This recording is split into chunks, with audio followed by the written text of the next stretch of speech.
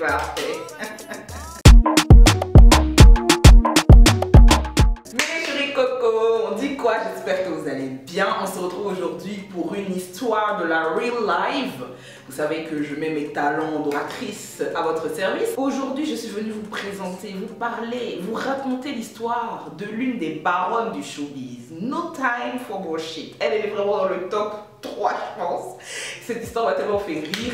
J'ai récupéré ça sur un site d'enquête criminelle. Franchement, j'adore. Cette histoire est vraie et c'est ce qui est le plus drôle d'abord. Comme c'est un nouveau format, bon, j'ai déjà raconté des histoires, mais que maintenant, voilà, je vais vous citer les personnages principaux parce qu'il y a beaucoup d'éléments, comme je l'ai toujours fait. Je vais vous présenter la liste tout de suite. Alors, la baronne du showbiz numéro 1 s'appelle Aileen. Franchement, cette go, elle avait plus rien à perdre, plus rien à foutre. En fait, c'est trop drôle. Dans cette histoire aujourd'hui, pour que vous puissiez bien suivre, parce que je vais essayer de reprendre un peu des dates, quand même, avoir une structure, il y a 5 personnages importants. Deuxième personnage, sa petite amie. Je vous parlerai d'elle plus tard. Elle a beaucoup souffert avec Aileen. Elle a beaucoup souffert. Troisième personnage important, le frère d'Aileen. Il s'appelle Kate. Ils ont une relation très particulière, très fusionnelle. On en reparlera également. Quatrième personnage, il y a son grand-père. Le grand-père d'Aileen, un gros hypocrite de la nation. Pas d'impôts à payer, rien. Il est très méchant, lui. Très méchant. Cinquième personnage, Louis Stern, l'homme fort. Ah non mais lui, c'est mon gars sûr. C'est les vrais prénoms, hein. C'est les prénoms de l'histoire. Ils ont dit dans la vidéo. Donc Louis Stern, oui, lui, il a souffert dans la main d'Aileen et c'est un homme fort. Je sais pas ce qui se passe dans ce monde, mais il y a tellement d'histoires belles et catastrophiques. Give me. Moi, je vais en faire quelque chose parce que Aileen a chauffé le coin. Bon, notre tata Aileen, la baronne, elle n'a pas eu une enfance facile du tout. Vous vous doutez bien que si c'est devenu une go du show dans l'extrême, c'est qu'il y a eu des difficultés.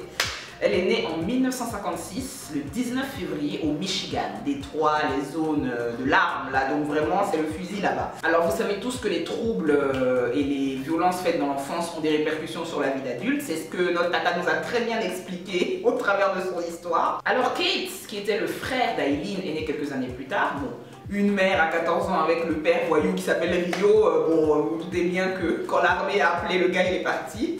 Alors qu'elle était à 7 mois de grossesse et voilà, il a dit écoute, j'y vais.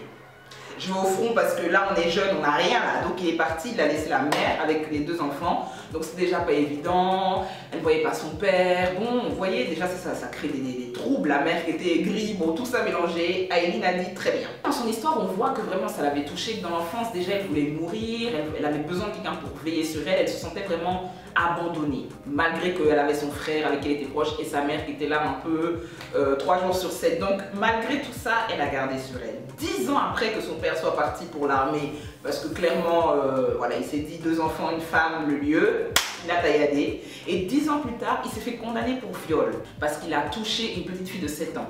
Et comme il n'a pas assumé d'être une mauvaise personne et d'aller brûler auprès du diable, il s'est pendu dans sa cellule, dans le Kansas ou le Kansas. Papa, bye en fait. See you never. Parce que quoi en fait, c'est quoi cette merde?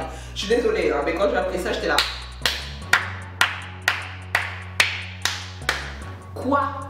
T'as des enfants, tu es voleur, tu vas à l'armée, finalement tu violes, c'est quoi cette merde? Après cette information, la mère d'Aileen, elle a dit le lieu. Le lieu, là, c'est trop. Elle n'a pas pu gérer, elle a donné ses 2 enfants, bah, du coup, à ses parents, qui sont les grands-parents d'Aileen. Elle a dit, bye, elle est partie. Et le grand-père, l'hypocrite, on va l'appeler l'hypocrite parce qu'il est juste hypocrite, ce papy. Donc il les a recueillis, il faisait un peu style au début, mais il était ivrogne, agressif. Il frappait les enfants en fait, le matin, le midi et le soir. Une baffe pour le petit-déj et il se mettait très à l'aise. Donc les enfants, en plus d'avoir été abandonnés, ils étaient battus. Mais Aileen, elle a commencé à se dire... Les séquelles de tout ça, c'était déjà beaucoup, donc elle a commencé à avoir des troubles du comportement, très agressive avec ses camarades à l'école, elle riait très peu, enfin, elle avait un comportement de personne introvertie parce qu'elle avait peur en fait, elle vivait dans la peur la pauvre. Alors comme je vous l'ai dit, elle était très proche de son frère, ils avaient une relation absolument fusionnelle et ils ont décidé vers l'âge de 10 ans avoir des rapports sexuels ensemble.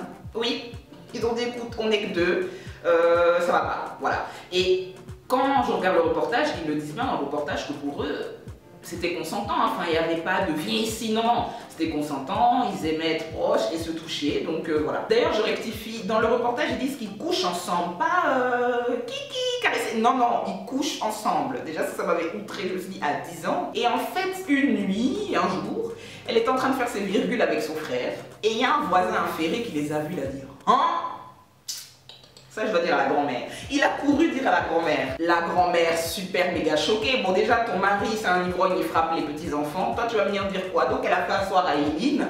Elle lui a dit, Aileen, voilà, apparemment, tu as des rapports avec ton frère. Et Aileen lui a répondu, texto. Ah non, mais lui et moi, on est consentants, on s'aime. Et voilà, on aime ça, on s'aime. Et je n'ai aucune envie de changer cette situation.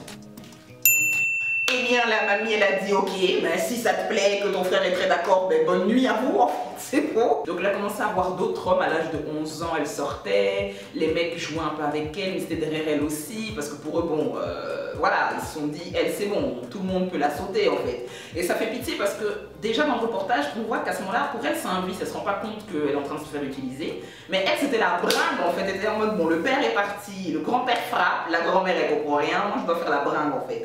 Et c'est ça qui fait mal parce qu'il y a des gens qui souffrent et on est là en mode comment tu apprends quelque chose, ta petite fille elle fait des virgules, tu viens lui dire j'ai entendu que... Non, faut aller voir le psy en fait, faut discuter avec elle. Elle est dans une tourmente, tu lui poses pas de questions pendant que son grand-père la frappe, mais elle va rien te dire de concret à part qu'elle adore ça en fait. Tout ça c'est long. À l'âge de 11 ans, Aileen était totalement dans le show business, bien plus que nous tous réunis.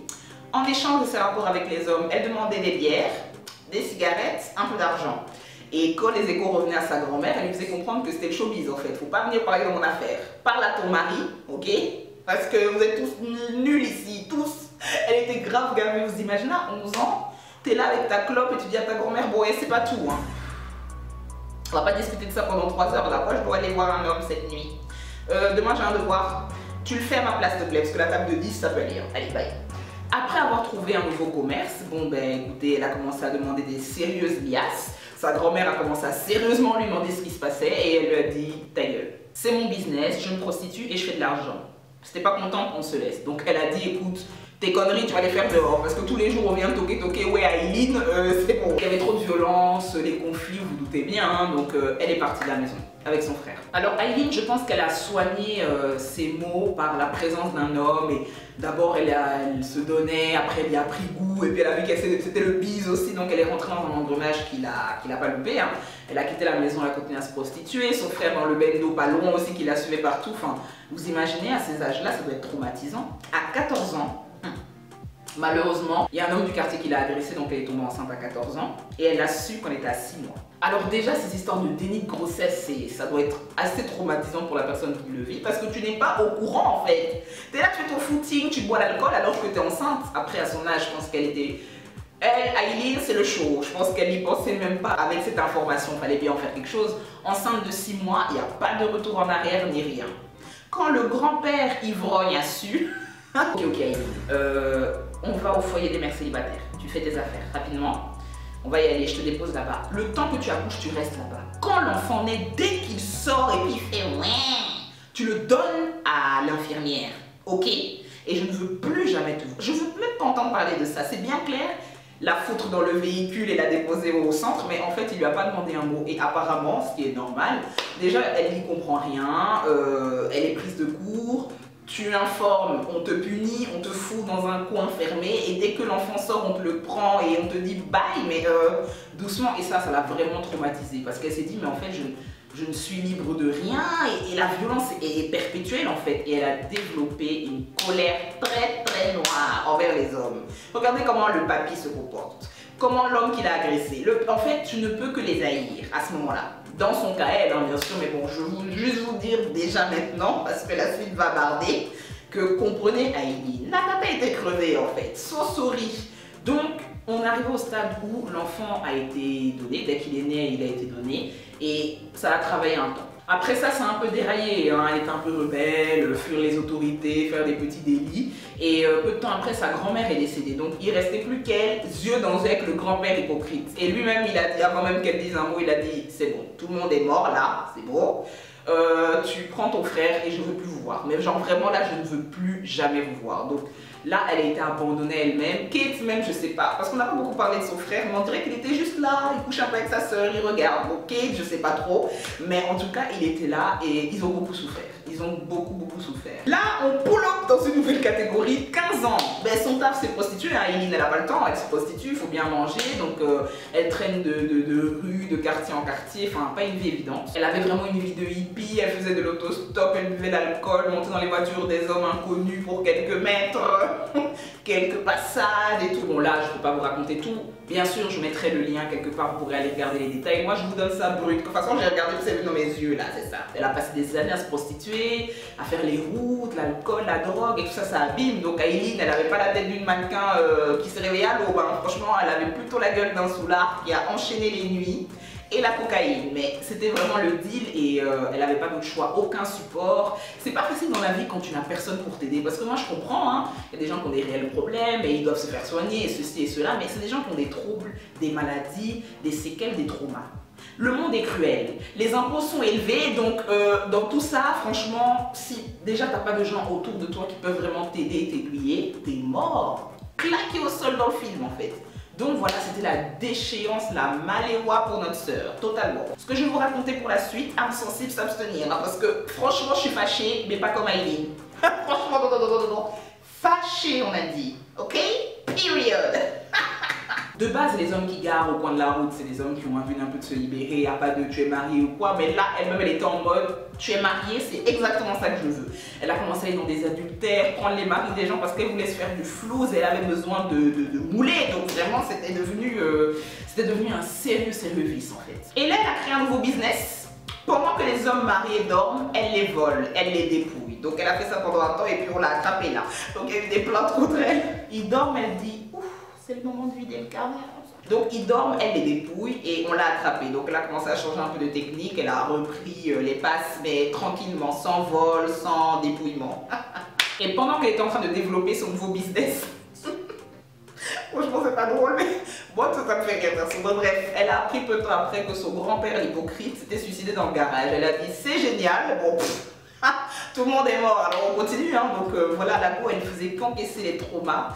Ce monsieur aussi n'a rien fait pour elle, il était censé la protéger après son père qui lui aussi était un mauvais. Bon en fait elle a dit c'est bon. Je commence à comprendre que vous devez mourir en fait. Donc elle a appliqué ça maintenant, elle a rajouté ça dans le business qu'elle a développé. Franchement, là le showbiz commence avec Louis Stern. L'homme fort et qualité. Oui, qualité. Il l'a rencontré sur une route d'autoroute une nuit de printemps. Bon, comme tous les autres collègues, il passait, il a vu, il a dit tu peux faire l'affaire ou quoi là. Donc elle est montée. Et elle a décidé d'en faire son pain quotidien. Louis Stern est un vieux moro. Quand elle a vu qu'il y avait une opportunité avec Louis dans le véhicule, même déjà elle avait commencé à faire des plans. Elle a appelé sa pote. Elle lui a dit écoute, là je suis avec un vieux moro là. Moi je vais l'épouser hein, rapidement parce que tous les jours faire les way, donner son cul, moi tout ça, ça commence à me crever. Donc je vais me reposer un peu. Avec lui au moins le flouze va rentrer puis je pourrai un peu me reposer, ça va? C'est le plan qu'elle a. Hein. Non, t'inquiète, je le dépouille et puis on se tient, ça va? Allez, bisous. Ça, c'était le plan d'Eileen. Et elle a fait ce qu'elle avait dit qu'elle allait faire. Donc Louis Stern, elle lui a fait comprendre que tu es vieux, presque mort, c'est génial. Moi, c'est ça qu'il me faut même. On va se toucher un peu, mais je veux que tu m'épouses. Tout de suite et illico presta. Comme ça, on gagne du temps, je t'arrange, je te touche, tu me fais des virements. Tout est parfait là. Louis Stern, bon, je pense que Louis, beaucoup d'argent, mais certainement pas de chérie. Donc il a dit, bon ben voilà, quitte à ce que tu me touches un peu, moi je veux bien t'épouser. Hein. Donc directement, peu de temps après, ils sont mariés hein, très vite. Vraiment très vite. Le mariage a duré 9 semaines précises. Pourquoi? Parce que Eileen a pété les plombs sur Louis parce qu'il n'a pas voulu lui faire de virement. Je vous jure que c'est vrai. Je vous mets le lien, franchement. Il a porté plainte contre elle parce qu'elle a souvent avec une canne ou une... Oui, une canne, je pense. Elle lui a dit « Oh, vive l'argent !» Meuf, comment tu peux gâcher ta vie? Louis Stern! Quand t'entends Louis Stern, tu sens déjà le flouze, nègre. Pourquoi en fait? Louis Stern! Il a déjà l'argent. Stern même, c'est un nom prestigieux en fait. Pourquoi tu le tabasses? Donc dans ça, bon, elle a perdu Louis, mais ça a été une courte et chouette expérience. Hein. Je pense qu'elle lui a pris tout ce qu'elle pouvait lui prendre. Elle l'a même frappé. Même le gars est déjà vieux. Laisse-le mourir en paix en fait. Tu veux l'achever à cause d'un virement, franchement. calmons-nous dans le showbiz. Puisqu'elle l'a tabassé, il lui a dit moi j'ai pas envie de mourir. Hein. Non, non, non, je suis déjà vieux, laisse-moi, Dieu va m'appeler. Faut pas que tu vas me tuer ici tout de suite dans le garage en fait, donc bye. Ils se sont laissés et peu de temps après, le frère d'Aileen, Kate, il est décédé. Il a eu un cancer de la gorge et bon, au-delà du fait qu'il se tripotait, elle aimait son frère, donc autant vous dire que le showbiz était déjà noir. Welcome to the South. Après, elle était en roue libre. Elle a dit très, très bien. Tout le monde veut mourir. Tous les hommes de ma vie meurent, m'abandonnent et tout, bah ok. Elle a continué ce showbiz jusqu'à l'âge de 22 ans. C'est long hein, quand t'as commencé à 10 ans franchement. Donc un max de clients, un max de drogue, elle vivait à fond tout et n'importe quoi. Et puis un jour à l'âge de 22 ans, enfin dans sa 22e année, elle en a eu marre, elle a voulu se tuer. Donc elle a pris un calibre 22 et elle s'est tirée dedans, voilà. Tout simplement, elle a dit c'est bon, moi j'en finis, je peux plus en fait. Heureusement que la balle qu'elle s'est tirée c'est dans l'abdomen et elle s'en est sortie. Dès qu'elle arrive à l'hôpital, ils lui ont dit suivi psychologique mademoiselle, parce que là c'est pas possible, hein, tous les jours vouloir crever, une balle ici, une balle là. 3 ans plus tard, elle est toujours dans les virgules, mais je sais pas si vous voyez le nombre d'années, elle doit être épuisée du show, tu vas faire le show, boire, fumer, tuer, boire, fumer, tu peux pas faire ça en fait. Je continue la chronologie parce que c'est pas fini, hein. 3 ans plus tard, elle fait un vol à main armée, elle rentre dans le lieu en bikini. Vous savez pourquoi elle a fait ça? Elle était avec un mec depuis 1 an. Et je pense que le mec il a trop fait comprendre que ah vas-y t'es pas une dure et tout, il l'a sous-estimé et je pense qu'elle en avait marre que les hommes la sous-estiment. Elle a dit ah ouais, ah ok. Elle est rentrée dans le lieu qu'elle voulait braquer en bikini, pas le temps qu'on va s'habiller, elle a sorti derrière, vidé vite fait les fonds dans le sac. Les gars, elle s'est approchée de la caissière, elle a dit vide le lieu. Vide le lieu! Allez rapidement là. Vous imaginez que tu es en train de bosser, tu à la caisse, tu es en train de compter les pièces jaunes, quelqu'un arrive par derrière, tu te retournes, il est nu parce qu'elle est en bikini, il te dit vide la caisse. Pendant qu'elle est en train de faire ça, c'est des batographies, tirer en l'air et tout, ils sont venus la récupérer, bon c'est bon, t'es déjà commis des services ma belle. Ils ont dit oh, elle fait encore une crise, ils sont partis la prod, ils l'ont embarqué. Là c'était trop pour les autorités, elle est rentrée et pour un petit temps, hein, ils l'ont pas libérée tout de suite. Donc elle était dans une nouvelle routine spirituelle, elle lisait un peu la Bible. Elle a dit au bâton, je vous jure que c'est vrai. Franchement, si vous voulez, parce que l'histoire n'est pas aussi bien racontée que moi forcément, mais allez voir cette histoire, il n'y a aucune raison d'être aussi malade. Elle lisait la Bible, hein, vu qu'il y a quand même que ça à foutre, t'es en prison, vaut mieux se repentir, hein, personnellement. Un jour elle a dit au maton, il y a beaucoup de lesbiennes ici, hein. J'apprécie peu. J'apprécie peu.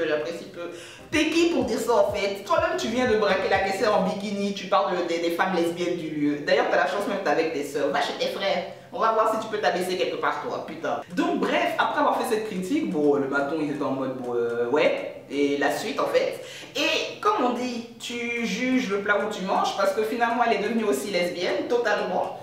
Elle est restée dans le coin, l'ego l'a dragué un peu. En fait je pense que c'est ça votre problème en fait. Tu arrives quelque part, tu juges. Quand tu juges, c'est que tu as un problème avec toi-même. En tant elle-même, elle aimait les femmes. C'est ça qu'on a su dans l'histoire maintenant. Donc, peu de temps après, elle est sortie quand même parce qu'elle n'a pas trop duré. Braquage, elle n'a pas eu de mort, t'as compris. Donc, elle est sortie, elle s'est fait draguer dans un bar où il y avait beaucoup de motards. Et c'est là qu'elle a rencontré Taïra, sa copine dont je vous parlais plus haut, qui a vraiment souffert dans sa main. Elles se sont rencontrées, elles ont matché direct. La go s'est dit, voilà, tu nous insultais de Lélé là-bas. Tu aimes ça et je vais te faire ça bien. Le soir même, elle la ken, clairement, rapidement, pour lui dire écoute, tu parlais beaucoup, c'est nous les boss et thank you very much. Donc finalement, Aileen est passée du côté avec nos sœurs, elle a vécu sa best life. Je pense qu'elle s'est rendue compte qu'elle aimait les femmes finalement, donc voilà. Taïra l'a beaucoup soutenue, elle lui a même dit écoute ma belle, tu es crevée par la prostitution, l'œil pend, laisse tomber en fait, viens on essaye. Et Aileen lui a dit non, je continuerai jusqu'à la fin au gay. Donc bon bah, Taïra elle n'a pas chipoté mais elle l'a soutenue, elle a aidé dans toutes ces histoires. 33 ans. Je sais pas si vous vous rendez compte, les années passent. Elle est toujours dans le show business du coin de la rue. Elle est dans les bois. Enfin, genre, c'est son travail en fait. C'est son travail. Et je pense que Taïra avait du mal à l'accepter, ce qui est normal. À un moment donné, t'es avec une femme, tu l'aimes, donc tu te dis est-ce que je peux t'avoir pour moi? Je dis ça serait super cool. Et Aileen lui disait ta gueule, voilà. Donc elle continue à faire des coups ensemble. Aileen de plus en plus agressive parce qu'elle est sous l'influence des drogues et tout ça. Hein. Donc de plus en plus agressive. On la regarde dans la rue, elle dit qu'est-ce qu'il y a? Elle est pire que moi en fait, elle est totalement névrosée au max du max. Et Taïra, elle essaye de maintenir la go hors de la prison. Une relation vraiment toxique, t'as peur, tu meurs, tout ce que tu veux en fait, c'était trop grave. Alors là, Les mois passent, les années même, et en fait, elle est bousillée. C'est-à-dire que physiquement parlant, elle ne pouvait même plus taffer. Les gars, ils roulaient, et quand il a dit et tout, ça démarrait très vite en mode oh, là, on peut même plus te voir la nuit, là. C'est plus possible, ma chérie. Même dans le noir, tu fais un peu peur. Donc, terminé. Donc, à partir du moment où ta confiance en toi, ton estime a été brisée toute ta vie, tu as les nerfs à vif. Every day. Ta chérie te fait comprendre qu'il faut arrêter et tu te dis bah alors du coup on va manger comment. Donc elle a dû trouver une autre solution pour se faire de l'argent puisque les gens ne voulaient plus toucher ses fesses. Franchement c'était devenu difficile. Donc elle a trouvé une autre solution puisque qui cherche trouve. Elle a dit bah peut-être que j'aurai plus d'argent en vous suçant la mais moi je vous le dis, j'aurai des fonds et des hommes. Merci beaucoup. Et là, le 30 novembre 1989, tout se gâte, absolument. Elle était au bord de la route de la nuit, il y a un gars qui est passé, un électricien de 51 ans, il l'a branché, il lui a dit on ken, on voit un peu, ça te va? Elle a dit il n'y a aucun souci, ça me va, donc elle est montée. Ils se sont assis je sais pas trop où, là, un peu égarés, ils ont commencé à boire et tout. Et là, Aileen, elle a dit bon ben c'était super cool de parler et de boire, maintenant on va passer aux choses sérieuses. Elle a sorti son calibre 22 qu'elle avait pris pour se tirer dessus, hein, comme c'est super drôle de se tirer dessus. Elle a tiré 4 fois sur le gars, en face et de dos. Il est tombé. Period.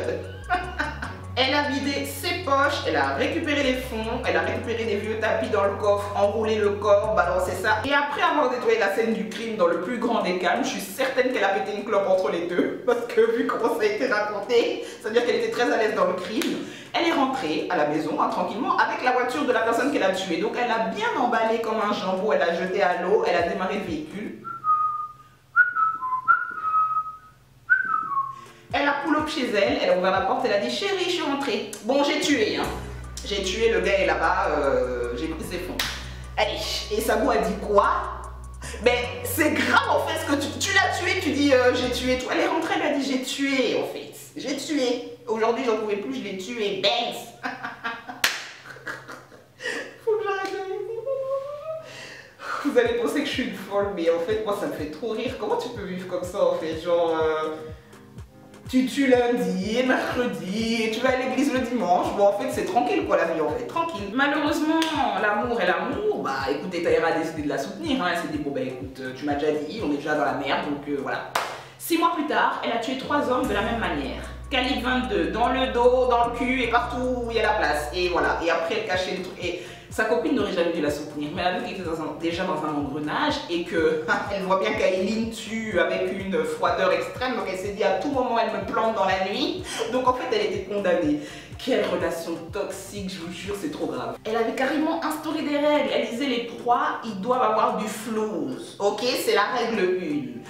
Deuxièmement, pour mon propre plaisir, je les tue, ok? Et elle le disait clairement, et elle faisait ça. Elle les dépouille, elle les assassine, et elle rentre chez elle, quoi, boire une bière, franchement. Et elle a fait ça pendant, en fait, longtemps, avec beaucoup de monsieur des bois. Elle a tué le las, elle a tué de fou malade, franchement. Tahira commence à avoir peur, elle se disait, mais attends, de toute façon, elle tue, là. Elle peut me tuer, parce que les années passent, elle rend, j'ai tué 3 messieurs, 4 messieurs, elle va me tuer. Ok, reste là Tahira. Quelqu'un est venu te dire, dans la nuit, j'ai tué, et puis il est parti se laver pour dormir. Tu n'as pas peur? Pourquoi tu es là? Elle te tuera. Tu vas voir, toi, reste là. Et en juillet 1970, 70 pour mes Français, ce qui s'est passé, c'est que l'un des gars qu'elle avait tué, elle avait gardé une voiture. Donc en fait, elle était sans limite. Elle a gardé une voiture et avec sa copine, elles ont fait un accident. Du coup, bah forcément accident, veut dire autorité, police, veut dire que retracé là. Il y a une policière, je pense, qui est venue dans la nuit, là où elles ont eu l'accident, qui est venue voir un peu si elle pouvait pas aider. La manière dont Aileen lui a dit ok, et comment elle a crié sur elle pour dire oh casse-toi. Elle voulait tellement pas qu'il y ait des preuves et tout, mais là où elle a souvent dû avoir peur, elle s'est dit hé, moi mon propre travail, il n'y a pas de souci. Elle est partie.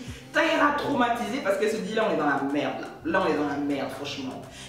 Aileen, franchement tata, tu bluffes le gars, tu le dépouilles, tu le tues, tu le jettes, puis tu pull up dans ta voiture pour te promener, faire tes courses. Il y a des limites.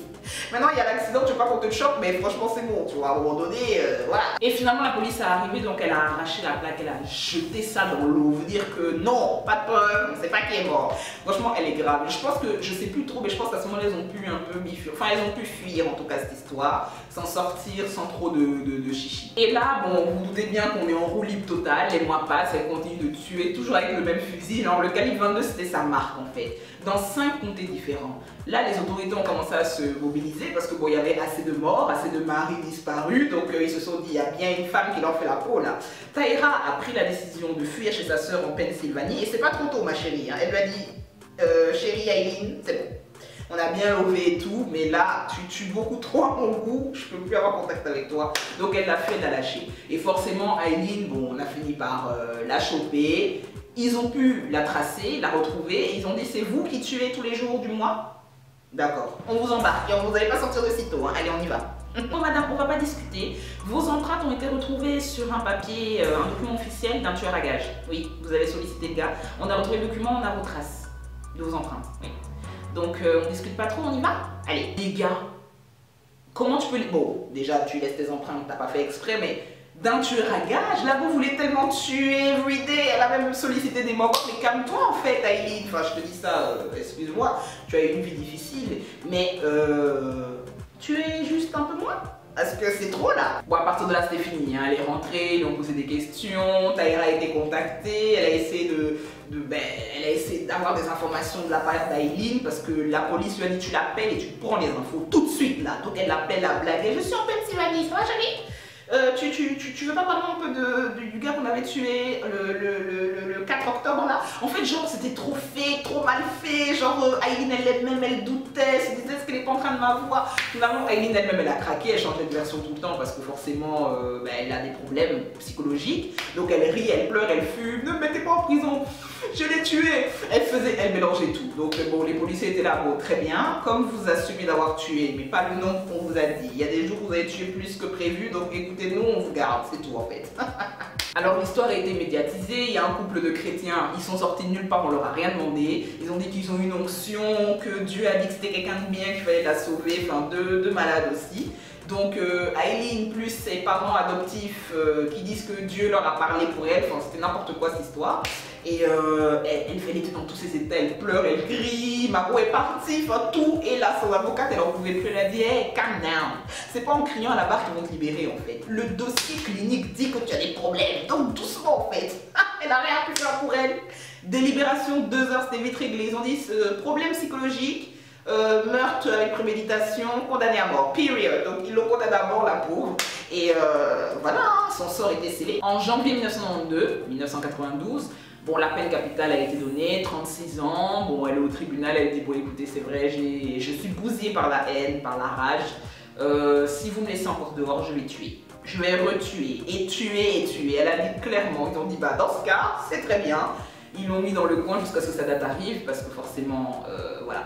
La peine de mort, on te fait passer avant quand même, parce qu'on va pas attendre que tu meurs forcément. Et enfermée en cellule, bon ben déjà qu'elle lisait la Bible à l'époque où elle jugeait les lesbiennes, maintenant elle est de nouveau en prison. Donc la Bible c'est devenu toute sa vie, la religion. C'est vraiment bien dommage qu'elle l'ait pas lu avant, parce que pour le coup, je pense que ça lui aurait évité pas mal de choses. Et voilà, elle écrivait ses mémoires, elle disait le lieu. Moi j'ai tué, mais je regrette.